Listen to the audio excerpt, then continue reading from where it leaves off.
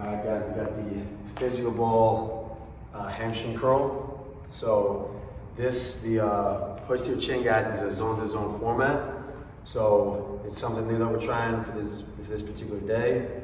For this station, the physio ball and then the dumbbell, or then the jungle gym row, we gotta keep these two as close to each other as they can. So obviously in Glastonbury, the jungle gym's over this way.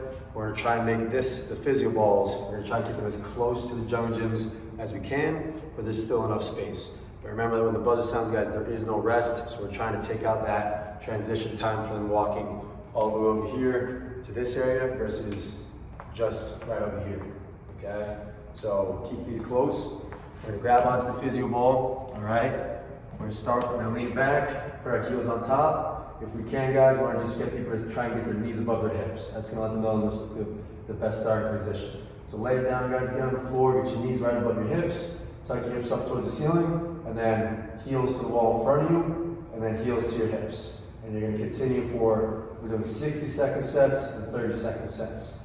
So if I need to make this harder, I can go slower, all right, and be more intentful with the squeezing, have a little more control, and I'll feel it more in my hamstrings that way. If I need to make it easier, I can just work on the glute bridge. So I'll just work on that extension up, because some people, when they go up into this position, guys, their hips are gonna be down here, and as they do the hamstring curl, it's not gonna be the same, because the hips aren't in extension. So we wanna work on them getting to extension first. That's why that glute bridge might be the most beneficial in the beginning for some people. So if you see their hips down here and they're doing curls and you say hips up and they can't get them up, they're working glute bridges. If they got them somewhat at the top and you can see they're still tucked, then let them hamstring away, okay?